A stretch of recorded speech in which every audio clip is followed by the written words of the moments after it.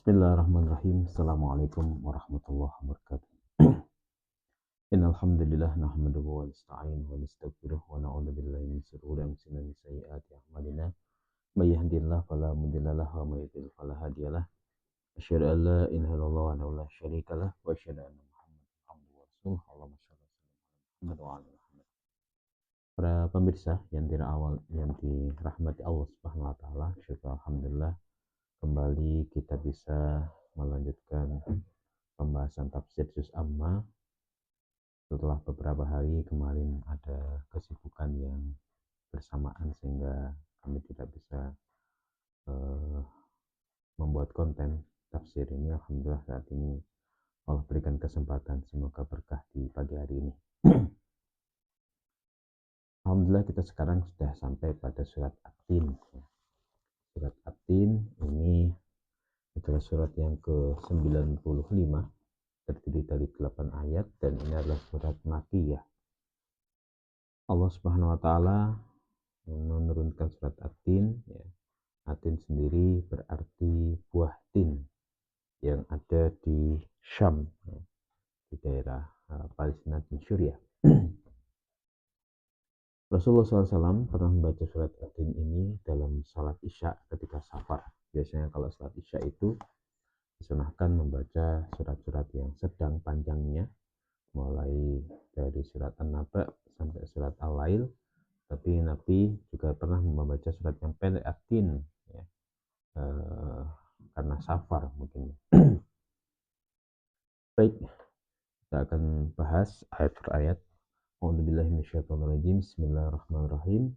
Wattini wazzaitun, ya, demi buah tin dan buah zaitun. Allah Subhanahu wa taala mengawali surat ini dengan kata-kata wa, yang artinya adalah sumpah demi, ya. Jadi kalau ada kata wa, ada kata bi, kemudian setelah itu digandengkan dengan kata yang lain dan di kasroh, ya. Contoh wallahi, billahi, itu artinya adalah sumpah, ya, demi Allah. Tapi kalau kemudian kata itu diakhiri dengan dhammah, ya, maka itu artinya dan, gitu. Baik, jika Allah bersumpah demi sesuatu, pasti sesuatu itulah sesuatu yang sangat istimewa. Jadi buah tin, buah zaitun itu adalah sesuatu yang istimewa. Dan buah tin dan buah zaitun ini buah yang mudah diraih, gitu ya. Mudah diraih, tidak harus manjat, dan semua dari buah itu bisa dimakan. Dan inilah ciri-ciri salah satu kesamaan, itu ciri-ciri buah yang ada di surga. Jadi kalau mau menginginkan buah itu tinggal metik saja, tidak perlu manjat, dan rasanya pasti enak, ya, dan tidak ada yang terbuang dari buah tersebut. Nah, karena ini adalah surat Makkiyah, ya, maka audiennya adalah orang-orang musyrikin Mekah. Tapi Allah Subhanahu wa taala bersumpah demi buah tin dan buah zaitun ini yang tidak ada di Mekah, adanya di Syam, di Palestina dan Suriah, menunjukkan bahwa Al-Quran ini bukan karangan Muhammad, begitu, tapi wahyu Allah Subhanahu wa taala. Walaupun Muhammad tidak sampai keluar kemana-mana, tapi Allah memberikan informasi terkait dengan apa yang ada di luar Mekah dan Madinah. Kemudian Allah Subhanahu wa taala berfirman, wa turi sinin, dan bukit Tur Sinai. At-Tur itu adalah gunung yang banyak pohonnya, yaitu pohon zaitun. Sedangkan Jibal itu adalah gunung yang tidak banyak pohonnya. Beda, ya. Tur itu adalah pohon yang banyak pohonnya, yaitu buah zaitun, ya. Wa hadzal baladil amin, dan ini maksudnya adalah Mekah, negeri yang aman, al-baladil amin. Nah, kalau dalam ayat 1 dan 2 Allah Subhanahu wa taala menerangkan terkait dengan buah tin dan buah zaitun, kemudian Tur, Sinai, ya, Bukit Sinai, yang semua itu ada di luar Mekah, eee, menunjukkan bahwa eee, di Syam ya, tempat buah tin, buah zaitun, dan Sinai itu adalah tempat turunnya nabi-nabi Bani Israel, seperti Nabi Musa, kemudian Nabi Isa, dan seterusnya. Termasuk juga Nabi Musa dipanggil Allah SWT di Bukit Tursina, di Bukit Tursina di Syam. Kemudian ayat 3 ini, wahadal baladil amin, dan negeri Mekah yang aman, itu maksudnya adalah menunjukkan bahwa Mekah dan Syam ya, itu adalah tempat turunnya Nabi. Mekah sendiri tempat turunnya Nabi Muhammad, kemudian Syam tempat turunnya nabi-nabi Bani Israel, dan semua itu mengajarkan tauhid. Tidak ada perbedaan, semua mengajarkan tauhid di dalamnya. Ya. Siapapun nabinya itu pasti mengajarkan tauhid, sehingga kalau orang liberal mengatakan semua agama itu sama, ya, itu tidak benar. Ya. Kalau mereka mengatakan bahwa agama Nabi Musa dan umatnya benar, itu pada masanya. Begitupun juga umat Nasrani, umatnya Nabi Isa, itu pada masanya benar. Tapi saat ini ya sudah banyak penyelewengan, sehingga sudah tidak benar. Ya. Kalau sudah berganti Nabi, maka manusia harus mengikuti syariat Nabi tersebut, ya, bukan syariat Nabi sebelumnya. Kemudian Mekah ini dikatakan aman karena memang sejak zaman Nabi Ibrahim itu dipercaya sebagai tanah haram. Jadi Mekah dan Madinah ya itu adalah tanah haram. Salah satu keistimewaannya ya, orang kalau di Mekah dan Madinah tidak boleh membunuh orang, tidak boleh mematahkan dahan, tidak boleh membunuh hewan, ya, dan harus menjaga diri begitu. Bahkan kalau misalkan ada orang yang ingin balas dendam, ya, ingin membunuh orang, ya, kalau tradisi orang jahiliyah dulu, dia tidak akan membunuh di Mekah, tapi dia harus keluar dari Mekah terlebih dahulu, baru kemudian membunuh orang. Ya.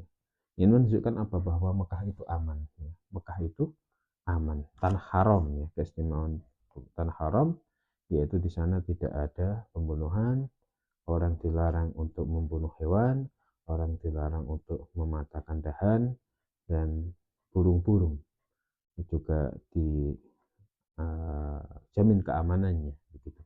Sampai sekarang ya, sampai sekarang dianggap sebagai tanah haram atau tanah yang diharamkan orang untuk melakukan pembunuhan atau perusakan di daerah tersebut. Baik,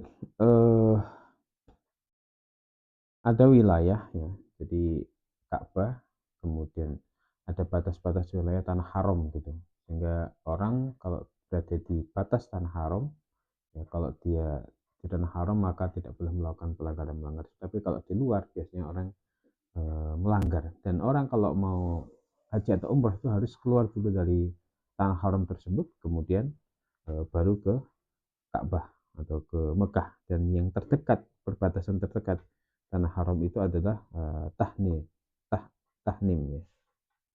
Tanim. Oke. Berikutnya Allah Subhanahu wa taala berfirman, "Laqad khalaqnal insana fi ahsani taqwim." Sungguh kami telah menciptakan manusia dalam sebaik-baik bentuk atau rupa. Allah Subhanahu wa taala menciptakan manusia dalam bentuk yang sempurna, fi ahsani taqwim. Tidak ada makhluk yang lebih sempurna bentuknya daripada manusia, ya, seperti hewan, ya, sebesar apapun dia, seindah apapun dia, tidak akan bisa menyamai keindahan manusia. Dan Allah Subhanahu wa taala membantah ya, teori Darwin ya, yang mengatakan bahwa manusia itu berasal dari kera. Tapi nyatanya ternyata manusia adalah keturunan Nabi Adam. Dan Nabi Adam oleh Allah diciptakan dengan tangannya sendiri. Sehingga Adam adalah manusia yang paling indah. Sampai tingginya 30 meter. Nah, teori Darwin tadi yang mengatakan bahwa manusia adalah keturunan kera, ternyata kera dari dulu sampai sekarang tetap kera, dan manusia dari dulu sampai sekarang tetap manusia, sehingga itu adalah teori yang salah begitu ya. Ada sebuah artikel yang berjudul teori evolusi jembatan menuju ateisme. Jadi Darwin berpendapat bahwa semua alam semesta ini berjalan dengan sendirinya, gitu, meniadakan peran Tuhan. Ya. Tentu ini tidak benar begitu, karena memang mereka ingin mengajarkan ateisme, ajaran yang tidak mengakui adanya Tuhan. Nah, kalau kita cari kera yang paling ganteng, misalkan, yang paling cantik, kita sandingkan dengan manusia yang paling jelek, ya, maka saya yakin pasti masih bagus manusia. Jadi tidak benar kalau dikatakan bahwa manusia adalah keturunan hewan. Nah, orang yang nanti akan masuk surga itu ya wajahnya akan tampan sebagaimana kakeknya, yaitu Nabi Adam. Nabi Adam itu sangat tampan begitu ya. Dan itu fi ahsani taqwim, memang diciptakan dalam bentuk yang sempurna, dalam bentuk yang sebaik-baiknya begitu. Nah, adapun dewa-dewa yang disembah oleh orang-orang kafir ya, itu mereka mengibaratkan dewa itu punya 4 muka, di depan, di samping, kanan, kiri, kemudian di belakang. Itu malah aneh begitu ya, malah aneh dan tidak sempurna begitu. Ada yang kemudian tangannya 8 ya, mungkin bisa melakukan banyak aktivitas dalam waktu yang sama, juga aneh gitu. Kemudian ada yang apa namanya, hidungnya seperti belalai gajah, aneh juga, kan malah sempurna tapi malah aneh gitu. Yaitu fantasi mereka saja. Oke, ada sebuah kisah seorang lelaki yang memuji atau gombalin istrinya dengan mengatakan, kalau kamu tidak lebih cantik daripada rembulan, maka kamu akan saya talak 3 begitu. Nah, setelah mengatakan itu, ya, lelaki tersebut bingung ya, karena orang Arab mengatakan bahwa rembulan itu adalah bentuk yang sempurna. Jadi kalau menggambarkan kesempurnaan itu digambarkan seperti rembulan gitu. Maka kemudian laki-laki itu mendatangi Khalifah Al-Mansur. Al-Mansur pun juga tidak bisa menjawab, kemudian mengumpulkan ulama. Dan para ulama ketika itu mengatakan, ya, talak 3 itu sah gitu. Karena ya, waktu itu digambarkan rembulan lebih cantik daripada perempuan tadi atau istrinya tadi. Tapi menurut mazhab Hanafiyah ya, itu tidak jatuh talak 3. Kenapa? Karena istrinya lebih cantik daripada rembulan. Ya, dan saya cenderung ini bahwa manusia itu fi ahsani taqwim, ya, lebih indah daripada rembulan. Kemudian Allah Subhanahu wa taala berfirman, "Tsumma radadnahu asfala safilin", kemudian kami mengembalikannya ya paling rendah dari tempat terendah, yaitu neraka. Fi ahsani taqwim ini ada khilaf ya. Khilaf yang pertama, pendapat yang pertama adalah fi ahsani taqwim ya, dikembalikan dia ke tempat yang serendah-rendahnya, artinya ketika manusia masih muda ya, itu masih kuat ya, masih tampan, masih cantik ya. Tapi nanti ketika dia sudah tua ya, dia akan menjadi orang yang lemah ya, pikun gitu ya. Itu seluruh manusia seperti itu ya, keumuman manusia seperti itu. Jadi dulu kuat ya, kemudian kembali lagi lemah ya, sebagaimana bayi yang lemah kemudian beranjak menjadi anak-anak, menjadi pemuda, dewasa ya. Kemudian ketika tua ya bisa jadi seperti bayi lagi. Makanya kita berdoa kepada Allah Subhanahu wa taala supaya kita di masa tua itu, masa kita adalah masa yang baik, tidak merepotkan banyak orang, tetap kuat begitu ya. Tidak menjadikan beban bagi orang lain. Semoga itu yang terjadi pada diri kita. Kemudian fi asani taqwim juga ada berpendapat bahwa itu adalah neraka jahanam. Ini pendapat Ibnu Katsir. Nah, karena manusia selama hidup tidak menggunakan waktu hidupnya itu dengan kebaikan-kebaikan. ya, tidak untuk beramal soleh, ya, maka kemudian walaupun dia di dunia ini fi ahsani taqwim, dalam bentuk yang sebaik-baik rupa, tapi kalau dia kemudian tidak mensyukuri nikmat itu, dia tidak menjadikan waktunya untuk beramal soleh, maka dia akan dimasukkan ke dalam neraka jahanam fi ahsani taqwim, ya. Fi asfala safilin, tempat yang paling rendah, yaitu neraka jahanam. Naudzubillah min dzalik. Sehingga kita perlu untuk menjaga diri kita, ya, dan keluarga kita, ku anfusakum wa ahlikum naro, ya, kita nasihat-menasihati dalam kebaikan, nasihat-menasihati dalam kesabaran untuk kebaikan-kebaikan, karena sesungguhnya hidup ini kita sedang menuju Allah Subhanahu wa taala. Hidup ini di dunia adalah sebuah kesempatan kita beramal soleh, dan ini adalah waktu yang sangat menentukan bagi perjalanan kita selanjutnya, baik di alam kubur, di hari kebangkitan, di padang mahsyar, di yaumul hisab, yaumul mizan, jembatan Shiratul Mustaqim, kemudian kita menuju surga atau neraka, tergantung pada amal kebaikan kita selama di dunia dan ridha Allah tentunya. Kemudian pada ayat berikutnya Allah Subhanahu wa taala berfirman, "Wa ma yukadzibuka ba'd biddin," maka apa yang membuat dia mendustakan kamu sesudah semua jelasannya terhadap hari pembalasan. Ajrun ghairu mamnun. Bentar ya. Ini kita masih membahas ayat ke-6 dulu ya. Falhum ajrun ghairu mamnun. Illal ladzina amanu wa 'amilus shalihat falhum ajrun ghairu mamnun. Ayat ke-6. Kecuali orang-orang yang mereka beriman dan mengerjakan kebajikan-kebajikan, maka bagi mereka pahala yang tidak terputus. Jadi orang akan diletakkan di derajat paling rendah, ya, yaitu di neraka jahanam. Ada yang tadi berpendapat demikian, Ibnu Katsir. Kecuali orang yang beriman, dia punya iman, ya, kemudian diiringi dengan amal soleh, maka bagi mereka ajrun ghairu mamnun, pahala yang tidak terputus. Apa maksudnya?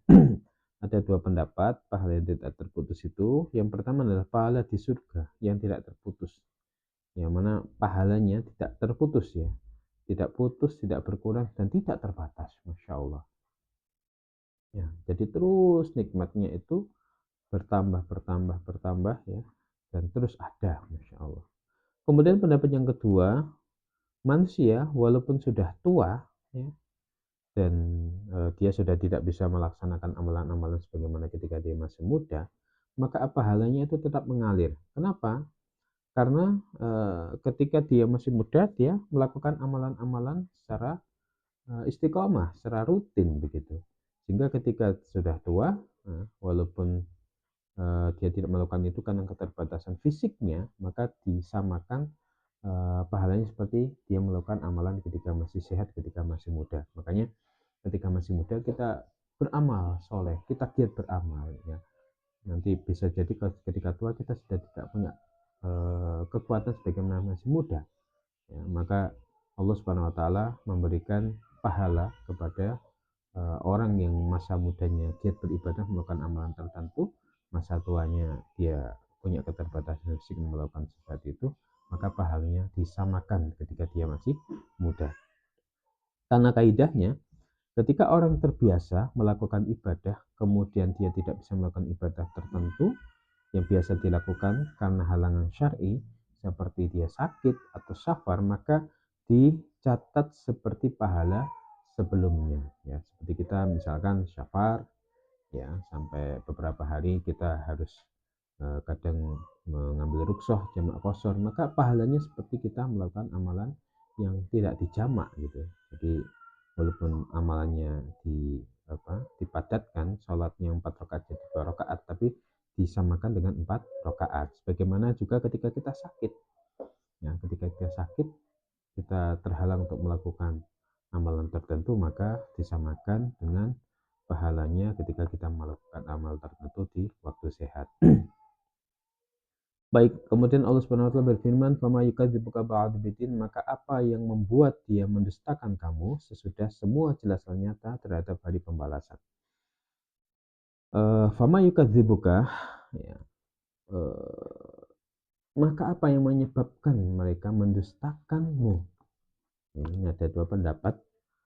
Pendapat pertama, jika sudah dijelaskan demikian, apa yang membuat mereka mendustakan engkau? Siapa yang dimaksud engkau di sini? Nabi Muhammad. Kenapa mereka masih mendustakan Nabi Muhammad?